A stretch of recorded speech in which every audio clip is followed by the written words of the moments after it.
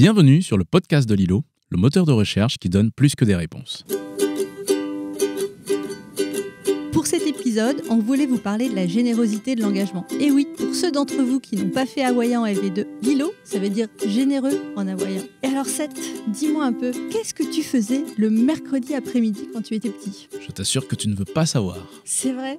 Zut alors. Parce que notre invité, lui, il était fasciné par les gibbons. Il passait tous ses mercredis à les observer au zoo, près de chez lui, près de Fayence, dans le Var. À tel point qu'à 16 ans, il a sorti son premier livre sur les gibbons. Et depuis, il a décidé d'y consacrer sa vie. Et il a créé, avec son association Kalawait, le plus grand projet au monde de sauvegarde des gibbons. Je suis impressionné. Tu regrettes d'avoir rien fait d'autre de tes mercredis après-midi ? Totalement. Mais bon, du coup, on va tout de suite passer avec notre invité. Bonjour Chani. Bonjour. Est-ce que tu peux nous raconter rapidement ton parcours et comment le petit Aurélien, qui est né à Fayence, est devenu Chani, le fondateur de Kalawait et l'homme qui consacre aujourd'hui sa vie à préserver les gibbons ? Alors le petit Aurélien, quand il avait 11-12 ans, il était passionné par les singes. Donc j'ai passé beaucoup de temps à observer les gibbons et les autres primates dans un zoo dans le sud de la France, près de chez moi. Très vite pour moi, c'était qu'une étape. Les zoos, je voulais sauver les vrais gibbons et ceux qui vivent dans la nature. Donc c'est pour ça que j'ai pu partir en Asie à 18 ans.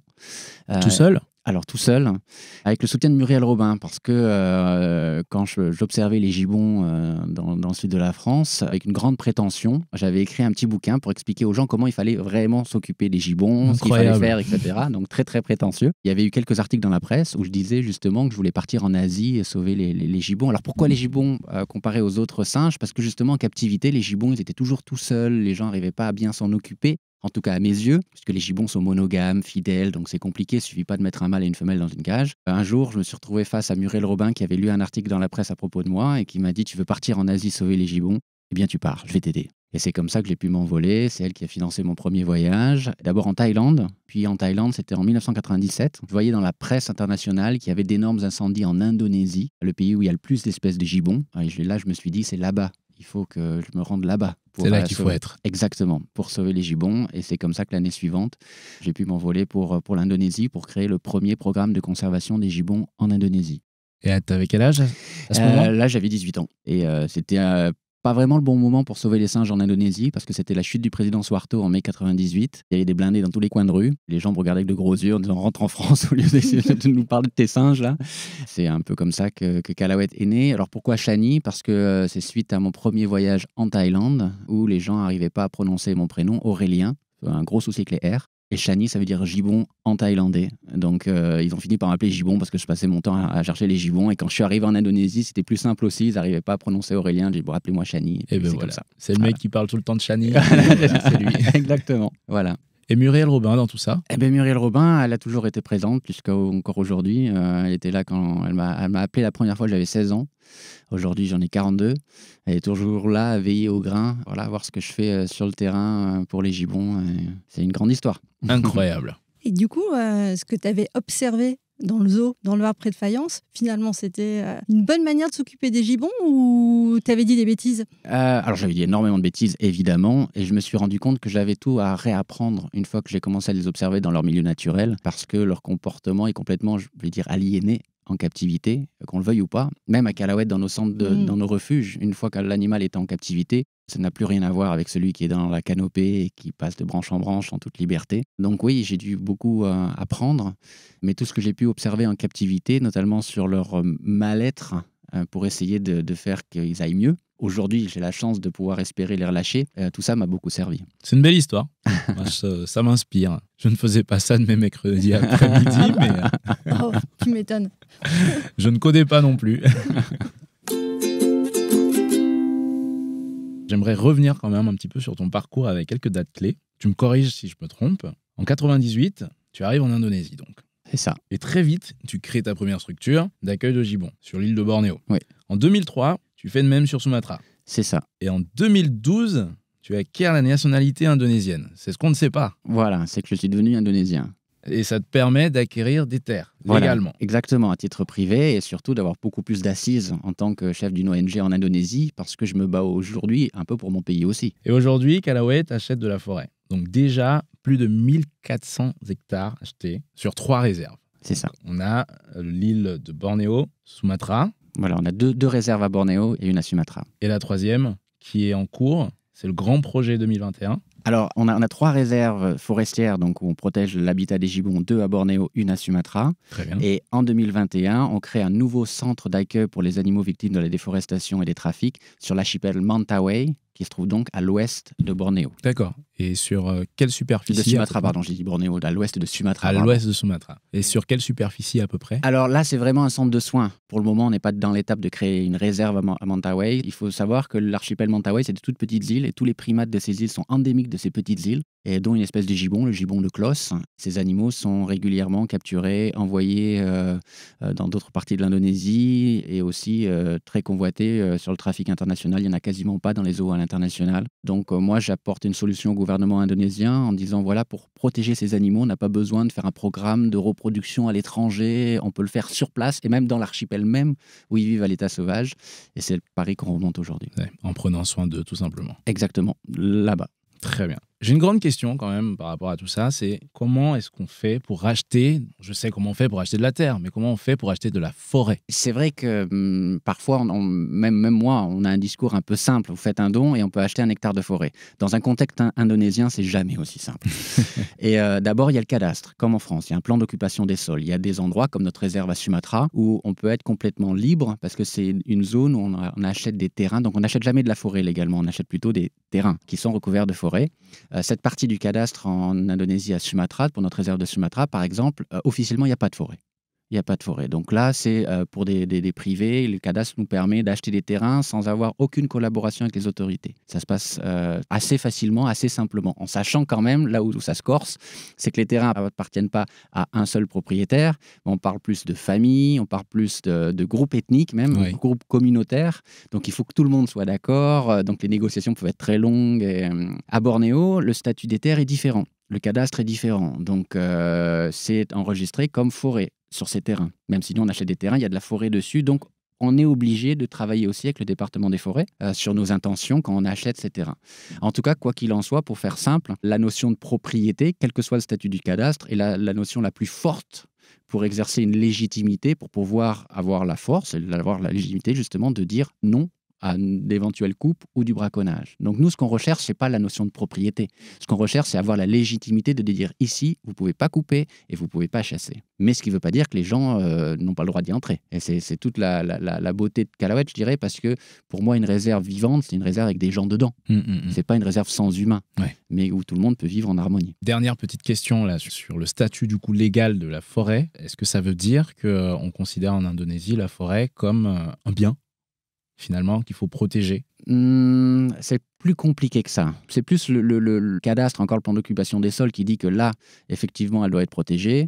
Il y a des endroits où la forêt est protégée, mais où les animaux ne sont pas protégés. Donc, ce sont des réserves forestières. Il y a des endroits où tout est protégé, des zones de conservation d'État. Après, est-ce que la loi est appliquée ou pas sur place? C'est encore autre chose, mais en tout cas sur le papier. Mais il y a aussi toute une partie du cadastre qui se repose justement sur la végétation. On va attribuer des concessions, tout ça. Malheureusement, ça ne correspond pas à la réalité. Il y a des zones dites forêts dans le cadastre, alors que c'est devenu tout plat. Il y a de la savane et il n'y a pas d'arbres. Et inversement, mais là, ça nous arrange quand sur le cadastre, c'est plus du tout des zones forestières. Ouais. Et en fait, la forêt est belle, il y a encore des tigres à l'intérieur, comme à Sumatra. Et là où on a un peu carte blanche, parce qu'on a affaire qu'aux propriétaires et pas aux autorités. Mais pourquoi acheter cette forêt? Pourquoi pas la laisser à leurs propriétaires? Alors, c'est une très bonne question parce qu'on a plusieurs types de déforestation en Indonésie. Vous avez celle la plus connue, malheureusement, à cause de l'huile de palme à très grande échelle. Ces industries de l'huile de palme, il y a aussi le charbon, il y a aussi la pâte à papier, mais à moindre mesure. Mais ces industries laissent des poches de forêt. Et ces poches de forêt, donc cernées par les industries de l'huile de palme et les plantations, y vivent des populations locales.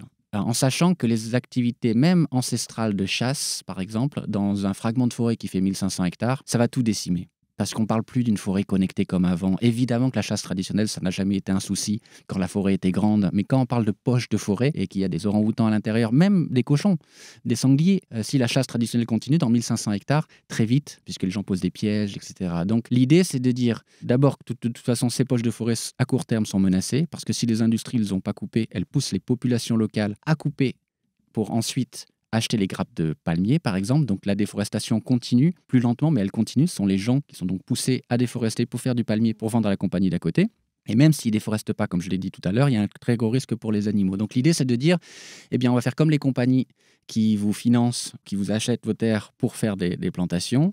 Mais nous, c'est pour protéger. Et vous aurez toujours accès à vos terres, en sachant que dans ces terres, puisque c'est des terres ancestrales qui descendent de génération en génération, et à l'intérieur, il y a des arbres fruitiers que leurs anciens ont plantés, il y a des EVA, des arbres à caoutchouc, et donc toutes ces ressources, des jardins de rotin, ce qui est très important à Bornéo. Vous savez, le rotin, c'est une liane épineuse, et elle a besoin des grands arbres pour pousser. Donc s'ils cultivent le rotin, ils protègent aussi la forêt. Donc toutes ces ressources, les gens y ont toujours accès lorsque Callawet achète les terrains. On dit simplement, vous ne coupez pas les arbres et vous ne chassez pas.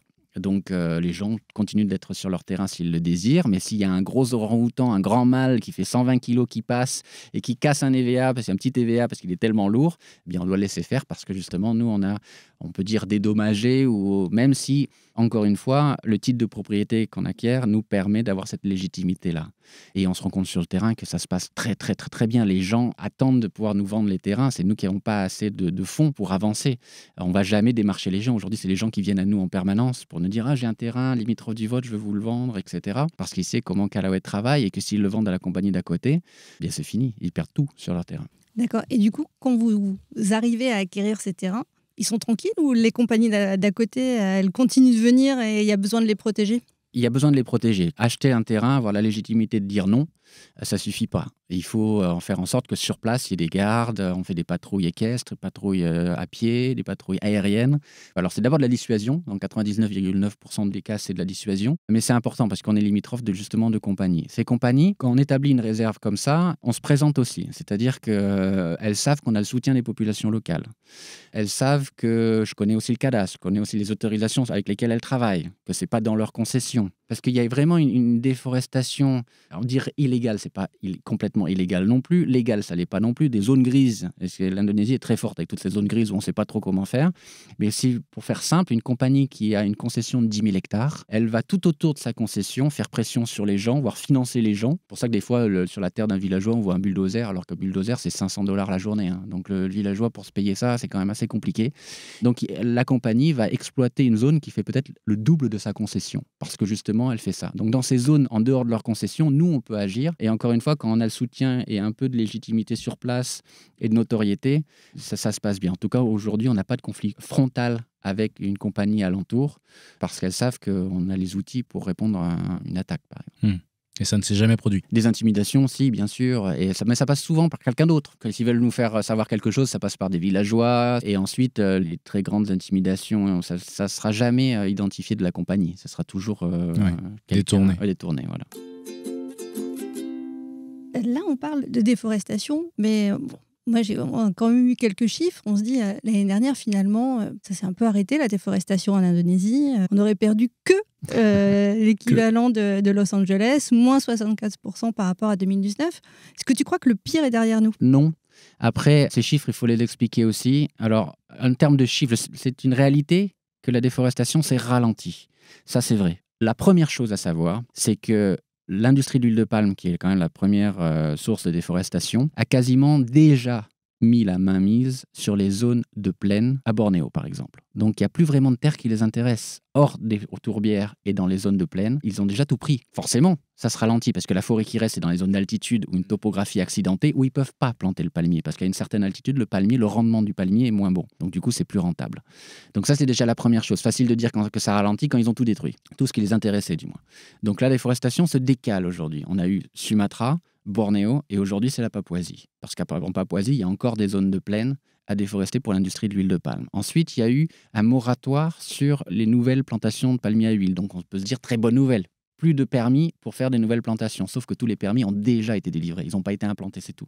Ils n'ont pas commencé à travailler. C'est pour ça qu'on a quand même toujours une déforestation. Ensuite, il y a une grande chose où il faut vraiment mettre des bémols et les cartes satellites vont un peu à l'encontre de ces chiffres, même s'ils sont plus bas que les autres années. C'est forcément bien plus grand que la ville de Los Angeles, si on regarde les images satellites, parce que le gouvernement indonésien publie ces chiffres en fonction du statut des cadastres. C'est-à-dire que ce sont que les zones référencées comme forestières qui sont comptées. Et les zones Autre zone, comme je disais tout à l'heure, les zones où il n'y a pas de forêt, ou alors il y a de la forêt, mais sur le papier, il n'y en a pas, ces zones ne sont pas comptabilisées. Le mieux, c'est quand même d'aller voir les images satellites et voir le couvert forestier, tout simplement, sans penser au cadastre qu'on a perdu. Et là, même si ça a bien diminué, certes, on est quand même sur des chiffres plus importants. C'est joie. Non, mais c'est bien de faire un constat de la réalité, ce qui ne veut pas dire qu'on est en train de tout perdre, etc. C'est aussi une bonne nouvelle que ça se ralentisse. Et j'ai oublié une chose, c'est que ces 2 dernières années, on a eu des inondations à Bornéo. Il y a le phénomène climatique La Niña, donc on a énormément de précipitations. Et on n'a pas, tout simplement, cette année, on n'a pas eu de saison sèche du tout. Donc il n'y a pas d'incendie. Donc ce qui contribue aussi au bilan relativement, je dirais pas positif, mais moins grave que les autres années en termes de déforestation. Très bien. Je ne sais pas si c'est des bonnes nouvelles. Oui, c'est la question que je me posais aussi. Voilà. Mais voilà, c'est l'état du monde, c'est l'état de l'Indonésie et partout ailleurs, c'est un peu pareil. On planche dessus et c'est pour ça que c'est important d'avoir mais je pense qu'à l'échelle de l'Indonésie, c'est une bonne nouvelle. La déforestation ralentit. Par contre, il faut avoir vraiment conscience de ce qu'on a devant nous et qu'après La Niña, on a El Niño. Donc il faut être prêt aujourd'hui pour ces fameux incendies qui vont commencer l'année prochaine et qui vont certainement être très graves l'année suivante. Et c'est là, moi ma crainte elle est là, c'est de se dire, c'est un peu se relâcher, de dire, voyez, c'est pas si mal, pas si mal. Alors que voilà, devant nous on a des El Niño, des sécheresses de peut-être 1 an comme c'est arrivé dans le passé, peut-être encore plus grave. Vous avez moyen de vous y préparer à votre niveau? Comment est-ce qu'on se prépare à ça? Première chose, nos réserves ne sont pas dans des zones de tourbières qui sont les premières concernées par les incendies. 90%, 95% des incendies en Indonésie sont dans des zones de tourbières où là c'est extrêmement compliqué de gérer les incendies de forêt. Et par exemple la zone de Dulan qui est à Bornéo où on a une végétation basse autour de notre réserve, on installe des citernes d'eau qui se remplissent à la saison des pluies. Tous les 400 mètres. On a une piste qui fait la frontière sud et là on est en train de construire pour être prêt en 2023. En espérant que El Niño n'arrive pas plus tôt, pour avoir 10 000 litres d'eau tous les 400 mètres. Alors ça, c'est bien pour gérer les départs de feu, mais quand on a des stocks d'eau limités, on ne peut que s'inquiéter. Mais par contre, c'est vrai qu'on est dans des zones qui ne sont pas des zones de tourbière, donc on n'a pas d'incendie souterrain. La tourbe, il faut savoir qu'elle se consomme de dessous. Enfin, c'est la terre qui brûle, c'est pas la forêt. Ah, d'accord. Et là, c'est extrêmement compliqué, il faut faire des tranchées, etc. Là, ce n'est pas du tout le cas dans nos zones. Donc on a mis en place aussi des protocoles avec les gars si jamais on a un départ de feu, pour faire en sorte que tous les villageois viennent nous aider, pour défricher, justement faire des coupes. Et là, pour le coup, c'est le seul moment où on va s'autoriser à couper pour faire des pare-feux, en plus des citernes d'eau qu'on a. Donc, on tente de se préparer. Après, dire que je suis serein, loin de là. Très ingénieux, en tout cas, ce système de citernes. On espère que tu n'en auras pas besoin. Pas besoin. Voilà. On arrive à un point central de notre émission, c'est les questions. Donc, c'est les questions aux engagés. Tu vas avoir 5 questions qui vont être posées à jour de rôle, par Sophie et par moi. D'accord. Et tu vas pouvoir y répondre, mais surtout, réponds-y avec le plus d'honnêteté possible. D'accord. Je me lance. Première question. C'est d'honnêteté, c'est même pas de spontanéité. Moi, j'allais dire spontanéité, parce que je me dis, Chani, en général, il est toujours honnête. Je vous ai menti sur toutes les autres questions. Elles ne sont pas dures, Contente-toi d'être spontané. Ça marche. Mais honnête aussi. Alors, quelle est la loi que tu aimerais faire voter? L'abolition de la chasse pour la France. Le geste ou l'habitude que tu aimerais que les auditeurs qui nous écoutent arrêtent ou commencent à faire? Limiter l'huile de palme dans la consommation. Quel est l'échec qui t'a le plus appris? Une de mes réserves que j'ai créées il y a 15 ans et qui a été détruite pour en faire une plantation d'huile de palme. J'ai compris à ce moment-là que je n'appliquais pas la bonne méthode. J'achetais pas des terres à l'époque et j'ai appris à faire confiance à un minimum, en fait. Avoir le plus de garanties possible quand on parle de protection de l'environnement. Pas trop croire les grands discours, en plus quand ça vient de politiques, locaux ou pas. Donc toujours choisir l'option où on a le plus de contrôle, sur la durée. Le grand patron que tu aimerais convaincre, qu'est-ce que tu lui dirais? Waouh. Honnête. C'est forcément lié à l'huile de palme. Je ne sais pas si c'est un patron ou un politique, mais l'huile de palme dans les carburants, non, renonce, quoi. Je ne sais pas qui tu es, je ne sais pas qui prend cette décision, qui a le pouvoir à l'échelle de l'Europe, par exemple, de dire si on arrête l'huile de palme dans les carburants aujourd'hui, une grande partie de la problématique est résolue parce que 50% de l'huile de palme part dans les bio-carburants avec des guillemets. Donc je ne sais pas qui a le pouvoir de taper du poing sur la table et de dire arrêtons ça. Voilà. C'est un terme incroyable quand même, biocarburant, non? Avec de l'huile de palme. C'est surtout mensonger. c'est surtout mensonger. Donc, c'est triste. Même dans les produits bio, hein. S'il y a l'huile de palme, je crois que c'est moins de 10%, ça reste toujours bio, hein, même s'il y a l'huile de palme à l'intérieur. Donc, je ne sais pas qui est cette personne, mais... On va essayer de la trouver. On va lui faire passer le message. Dernière question. Quelle est la raison qui te laisse penser qu'on va s'en sortir? Ah, mais pour moi, c'est une évidence. Dans le sens aussi, s'il n'y avait pas cet espoir-là, je ne serais pas sur le terrain à me battre. On se tire tous une balle dans la tête, c'est fini. Notre plus grand tort, et surtout dans les pays en Occident, quand on parle du réchauffement climatique, c'est toujours d'avoir un discours extrêmement négatif. La lucidité n'empêche pas de continuer à avoir un discours lucide sur les solutions, lucide sur les enjeux, notamment sur les animaux en voie de disparition. Je vous donne un exemple. Moi, quand j'étais gamin et que j'étais déjà passionné par les singes, on m'a expliqué que les orang-outans disparaîtraient en l'an 2000. Ensuite, on m'a expliqué qu'ils disparaîtraient en 2010. Ensuite, on m'a expliqué qu'ils disparaîtraient en 2020. Je ne dis pas que les orang-outans ne sont pas menacés, mais ça a aussi un effet boomerang d'être extrêmement négatif sur tout. Et moi, quand j'étais gamin, je me suis posé des questions. Est-ce qu'il y aura encore des singes à sauver quand je serai grand? Et aujourd'hui, on n'a jamais eu autant besoin de la jeunesse pour justement prendre les bonnes décisions, aller derrière Greta et faire les grandes choses pour la planète. Il ne faut surtout pas leur voler cet espoir, leur faire croire qu'il n'y a plus rien à sauver. Moi, j'ai vu le visage de Bornéo être défiguré ces 2 dernières décennies, mais je vois aussi ce qu'il y a encore à sauver. Et il y a des choses justement magnifiques. Moi, j'ai des regards dans la forêt qui m'ont croisé, des regards d'orang-outans, des regards de gibbon. Tout ça, pour moi, c'est une obligation de continuer à lutter pour les sauver parce qu'il y a encore plein de choses à sauver. Et encore une fois, si on nous vole cet espoir, c'est plus la peine de lutter. C'est fini. C'est fini. Donc, c'est extrêmement grave, je dirais même. C'est gravissime de faire croire que c'est perdu. Mais du coup, tu soulèves un point qui m'interpelle, c'est cette négativité. Ouais. Est-ce que c'est pas un peu un moteur pour cette jeune génération, pour toi, pour nous, pour ceux qui essayent de faire des choses? Cette négativité? Ils ne savaient pas que c'était impossible, alors ils l'ont fait. C'est ce que tu fais un peu. Ouais, mais je pense que... Moi, je reçois des messages de gamins qui aimeraient faire ce que je fais et qui sont dans l'inquiétude, dans une grande inquiétude, une angoisse, parce qu'on leur laisse entendre que c'est fini. C'est perdu. C'est perdu, quoi. C'est perdu. Celui que le Chani aujourd'hui qui a 12 ans et qui veut sauver les singes, on lui dit, tu sais, il restera pas beaucoup de forêt quand tu seras grand. Hein. C'est aussi une réalité. Oui, la forêt disparaît, mais il y a des choses à faire. Et encore une fois, notre très grande lacune aujourd'hui sur le terrain pour vraiment avoir des résultats, c'est pas un manque de prise de conscience. Il faut arrêter. On n'arrête pas de le rabâcher. Tout le monde a entendu parler des problèmes environnementaux. On l'a. Mais c'est un manque d'union pour agir concrètement sur le terrain. Moi, je me sens seul là-bas. Sérieusement. Tout le monde parle de la déforestation en Indonésie. Toutes les grandes ONG parlent de la déforestation en Indonésie. Les lobbies, tout le monde est à Glasgow. Tout le monde fait son show. Mais ce dont on a besoin, c'est d'actions concrètes sur le terrain, acheter, sécuriser, mais aussi avoir des gens réellement sur le terrain qui se retroussent les manches et qui non aux tronçonneuses et qui vont voir le cadastre. On a des outils qui nous permettent déjà de limiter cette déforestation. On a déjà des outils, mais il faut savoir s'engager et s'engager sur le long terme.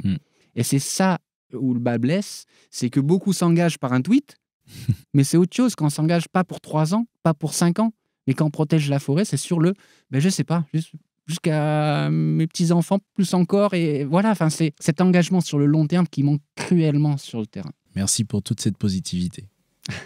Merci pour tout ce partage, hyper généreux. Et puis, c'est toujours un plaisir d'échanger avec toi. On se sent tout petit. Merci à vous. Voilà. Du coup, poursuivre tes aventures tous les lundis sur ta chaîne YouTube, une émission en français, c'est ça? Voilà, tous les lundis, une vidéo sur notre travail justement concret. Quand on fait des choses concrètes sur le terrain, c'est pas difficile de faire des vidéos et de montrer concrètement, d'avoir du contenu en gros. Donc, allez sur la chaîne Chani Kalawet. Vous verrez notre quotidien dans la forêt pour la protéger, sauver les animaux. Et voilà. Et on a même le jeudi des vidéos, mais en indonésien, puisqu'on est très suivi aussi par les Indonésiens, ce qui est important, parce que c'est bien de parler de déforestation ici, mais quand on travaille là-bas, il faut surtout sensibiliser les gens là-bas. Et dans bien des galères, ce sont les Indonésiens qui m'ont sauvé. Donc c'est pour ça que c'est important d'avoir toujours, ce qui n'est pas forcément facile, hein, culturellement, etc., c'est pas du tout pareil. Donc voilà, le lundi en français et le jeudi en indonésien sur Chani Kalawet. Et puis devenez amis si vous voulez nous soutenir sur www.kalawet.org. Et puis utilisez Lilo si j'ai bien compris. Oui, on va continuer à te soutenir, à t'aider à acheter de la forêt du coup grâce aux recherches internet. Et puis effectivement, allez sur le site kalawet.org pour suivre, vous aider, faire des dons. Voilà. Et merci pour ce que tu fais pour nos enfants, à nous, peut-être qu'ils voudront sauver des gibbons quand ils seront grands. Comme toi. Merci. Bravo. Merci beaucoup.